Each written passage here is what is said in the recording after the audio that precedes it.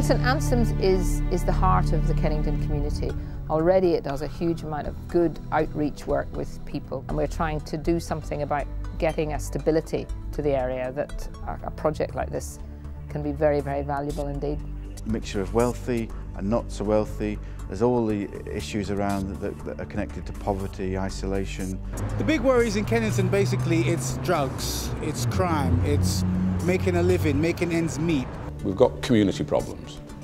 They're not prison problems, they're community problems, and there are only community solutions. Governments aren't going to solve the problems we've got in our urban communities. Prisons aren't going to do it, criminal justice system isn't going to do it. Communities will do it. What this area needs is a community that's basically like a village. You have it in Islington, you have it in Notting Hill, you have it in all these other places. I just thought it was going to be another project which I've heard so many in my year, but it's not. It's completely different. It's by far and away the most exciting thing I've come across in my year as High Sheriff. There's 18,000 people in the area. There's 41% of the households that are lone parents. We've been given a site by St Anselm's Church, which is absolutely fantastic. Tomorrow's People, again, is one of our partners. We've set up a flower stall currently outside the church. People on the Back to Work programme come and run it. We have 2 kids at the time, and they stay with us for 4 weeks. And while they're with us, they are fully involved on the cell management. The current recession has made people think again. I think people are now more willing to give rather than to take. The Clink is a wonderful, wonderful restaurant in HMP High down in Sutton.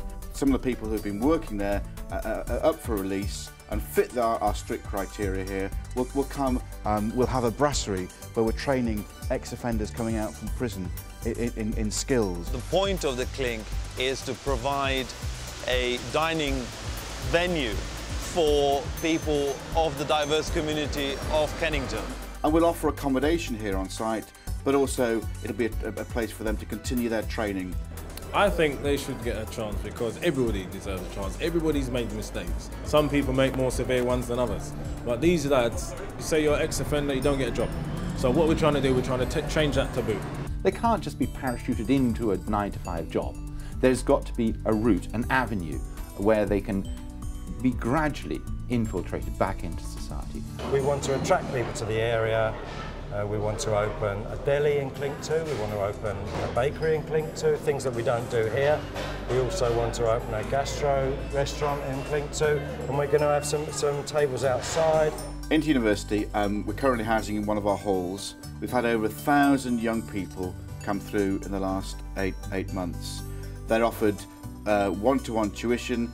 Each child's given a mentor that will stay with them from the age of 8 to 18 if they want it. It's incredibly exciting because it really will give the opportunity for the residents of Kennington to have a cohesive community hub. It brings back your community spirit, doesn't it? It brings back a belonging to an area. The nursery is wonderful. It's oversubscribed now. What's nice about it is it's part private, but I get 30 sessions free to give to children who are perhaps from deprived backgrounds.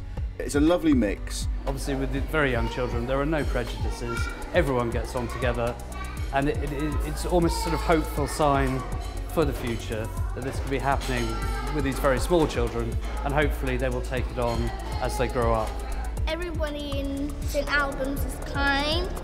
It's a good community because people are very friendly around here. After all, when you grow up and later in life, you don't look back on your teenage years and remember that great computer that you live with, but you remember the friends that you made. More people can interact with other people as well to build friendships. It's incredibly important that there is a centre, a hub. Our school is very much like that, but St Anselm's can take that further from our school. They just go home from school. If they're not there, they're on the streets. And at the weekends, they're on the streets in gangs.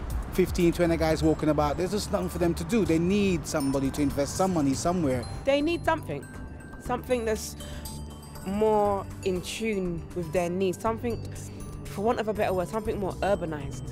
What this project could give us is somewhere where teenagers could go, knowing that there'll be something there for them, some facilities, a helping hand. It's about churches, and it's about families, and it's about eating, it's about breaking bread together, it's about learning together, it's about living together.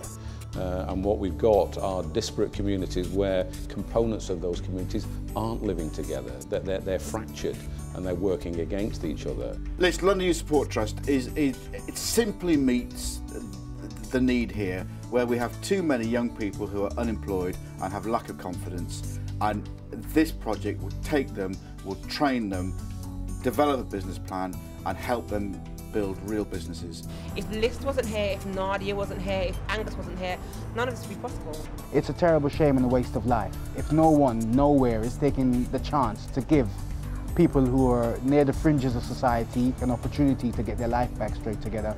It's about people. It brings together black and white, rich and poor, queer and straight. Joined up thinking is an essential ingredient in making this thing work. Yes, there are risks in all the individual components, there are risks in the whole thing. Risk is the challenge that you face in changing society. If it's going to succeed, it must be owned by local people. And so we've consulted, and we had a church and community consultation period over 3 days. We had a 98% approval rate. Angus is the kind of guy who's got huge amounts of ambition, energy and enthusiasm. And that's what you need behind this project. I can't see anything but success. I'm really happy and excited for this project to go along. It will make a difference to people's lives. If it just made a difference to one person's life, that would be enough. You'll see a new person evolve at the end of training, education, accommodation, and most of all, being part of a supported community. This has the prospects of actually transforming the area of Kennington. I very much support this project. It's one that is led by people who are rooted in the community, who know what's needed. It needs support from everyone, every single person, rich and poor, in any way they can do it. It is important to support community. If anyone wants community to live together in a peaceful and in a harmonious way, then this project needs to be supported. Everybody from every area, from every denomination, from every level of society, from every background can come to this place and share an open commonality. I think it will change Kennington for the better.